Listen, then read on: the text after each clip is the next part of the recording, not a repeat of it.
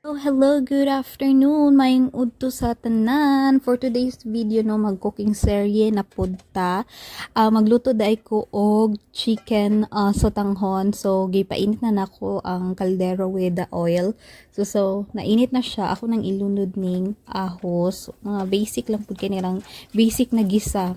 So kabalo na mo ani no, butang na to ang ahos and then bumbay ato nang mikos-mikoson kay para wala to na to na mo humot na siya no or maluto na ang ahos ug ang bombay. Then ang ilunod na nato ang chicken. So ang chicken na part na akong gigamit is Thai, duha ka buok, pero dagko mo kay ilang chicken dere, so tama na nang duha ka buok. And then mo lang pud na available na nabilin sa amo ang ref no, kay wala na grocery ako ang part nga, so kapuyan siya mo gawas even though weekend. So, okay lang. Ako po, di po gumugawas. Bisan sa pikas kanto lang ang groceryhan. But, di ko mahadlok ko, no? So, akong dahing gibutangan og asin paminta daan ang chicken while ginagisa para nana siya lasa daan. So, mag-add po dahil ko ani og kanang ginger powder kay mo lang man ni available. Wala ko katong ginger jud siya na like tinuod or isa ba?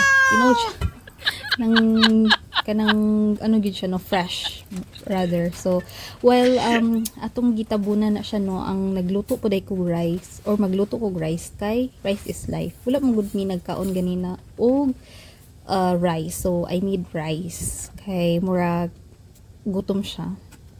So while waiting or ginaluto na to ng rice diha sa rice cooker, ako day ning check ugi ukay no. So since wala na kayo siya water ana or mantika, butangan na nato siya og tubig ana, ato lang na siyang hulaton na mag tawag ani mubukal kay ilun na to ang ubang ingredients. So mo tuno dali ra kaayo ang transition ni bukal na siya, naluto na ang chicken, ibutang na nato ang sotanghon. Actually gisabay na nako na ang sotanghon og ang katong gahi na part sa petchay. Dagko kay ilang petchay dere guys. So lain dili kay ko ganahan manggod na kanang half cook lang ang kanang gulay kay actually dili jud ko ganahan half cook lang ang gulay. So mo to ako siyang gilunod o papel. So well nagaluto ko na isa mukan diri sa ako ang likod sig pang liki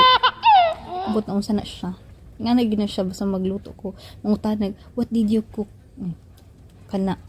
So una no ako nang siyang gi-check nahubas day siya kay gisuyop sa sotanghon ang tubig. So nag-add na pud ko og a little bit water, tansya lang na siya or kanang bana-bana kung sa Bisaya pa no. So gibot niyan pud din ako siya og kanang magic syrup, half lang to siya or less gamay lang to siya. So ako siyang gitalawan earlier and then kulang siya gamay sa lasa, so gibutangan ako siya a little bit more paminta og asin kay kulang pa siya, pero umato okay na siya. Ako nang gibutang tong dahon jud sa kuan sa kanang pitchay kay wala day ni basig matingala mo guys no, wala siya carrots kay wala lagi, as I said earlier, wala mi available carrots. Mo lang ni ang available na gulay og meat sa amo ang ref kay mo to wala pa mi ka grocery. So andam na siya no, ako nang gi-prepare ang pagkaon kay mga manihapon na mi kay unsa na po ning oras, mga alas 5.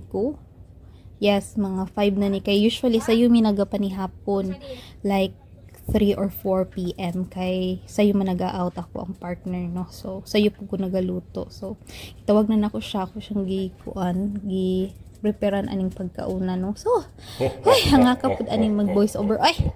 So kung comment po day mo guys no kung sa inyong sudan karong panihapon. So ay kini ang sausage jud nga nasa likod, excited po kayo siya mukaon kay naamoy na niya ang sudan no, or ang pagkaon. So wait lang kadara.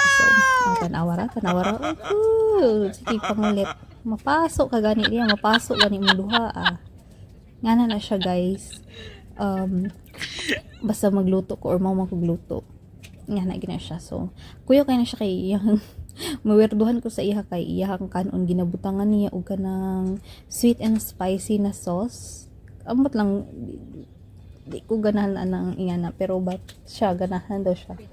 Siguro kanang lasayan siya sa rice mo nang gibutangan niya og sweet and spicy. Ano oras check pa nagtinutukay pa. Mura jud. So mo lang to guys no, manihapon ta ninyo. Be safe as always.